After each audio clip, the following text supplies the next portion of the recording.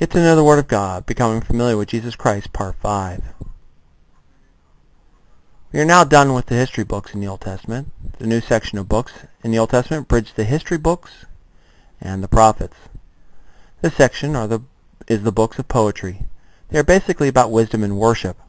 There are 5 books that make up this section. We begin with the book of Job, then Psalms, Proverbs, Ecclesiastes, and finally, Song of Songs, also known as Song of Solomon.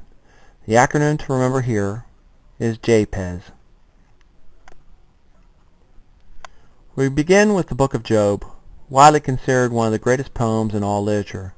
The writer is unknown, as is the exact time of his life. Most believe he lived around the time of the patriarchs, about 2000 BC.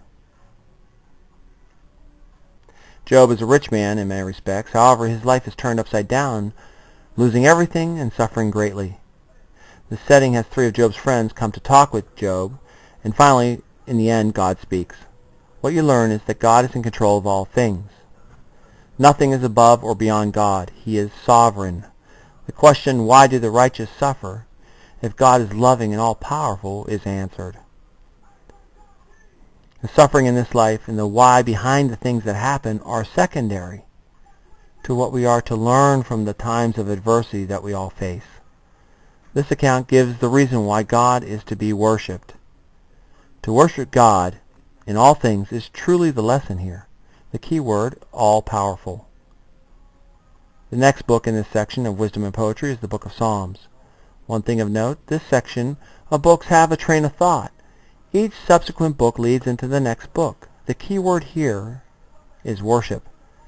Since God is all-powerful, which comes from the book of Job, he should be worshipped.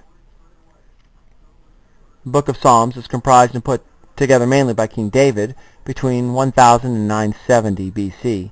Often sung with accompaniment, they are hymns of praise and prayers to the Lord. Many prophetic statements concerning the Messiah are recorded here. The respect due God through worship brings about a healthy fear of the Lord, and this leads into the next book of this section. The next book in this section is the book of Proverbs, comprised and compiled by King Solomon. This book contains the train of thought discussed earlier. King Solomon, widely considered to be the wisest man to have ever lived, leads us to the key word for this section, wisdom.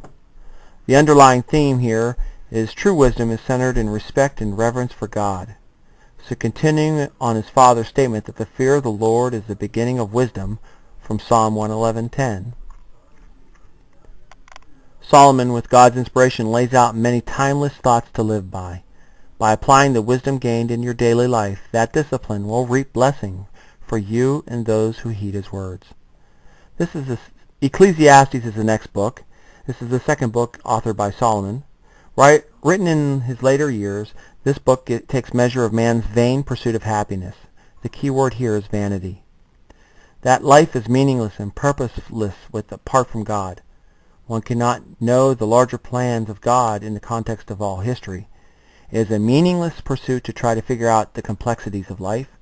Happiness is a pursuit that only ends in despair, while joy can last because with God you can overcome all things that life throws at you. You can also take joy from the gracious gifts God does gives to you. No longer will you covet what you don't have.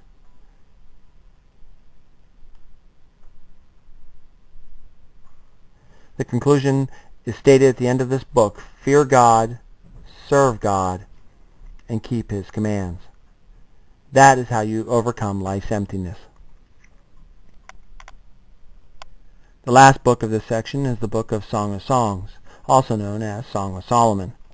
Written by King Solomon early in his reign as king, probably between 970 and 960 BC. The key word here is love. The story in this book is about King Solomon and a lowly Shulamite woman who is a vineyard keeper. The courtship and marriage between a man and a woman is displayed. The main theme of this book is the beauty in God's eyes between a man and woman in the marriage covenant. Its sanctity is a gift from God.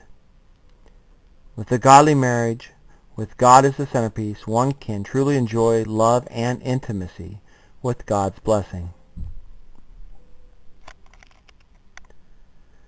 The wisdom written in these 5 books are timeless. They speak to every man throughout time. They are mainly comprised during the United Kingdom period under the reigns of King David and his son Solomon. Remember Jabez.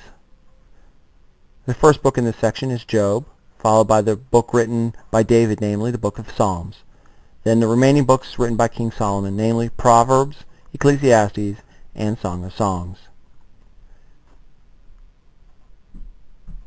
Now let's go over the first 22 books of the Bible to this point. This is the entire section of history books and the books of wisdom in the Old Testament. There is no help in the beginning 8 books at this point. We'll begin with the book of Genesis, followed by Exodus, Leviticus, Numbers, Deuteronomy, Joshua, Judges, Ruth, 1 Samuel, 2 Samuel, first half of 1 Kings, 1 Chronicles, first part of 2 Chronicles, the second half of 1 Kings, followed by 2 Kings, the second part of 2 Chronicles, Ezra, Nehemiah, Esther, Job, Psalms, Proverbs, Ecclesiastes, and finally Song of Songs. Now you know the first 22 books of the Holy Bible. Pause here, take your worksheet and fill out page 6 that corresponds to this section. Then proceed to the next section.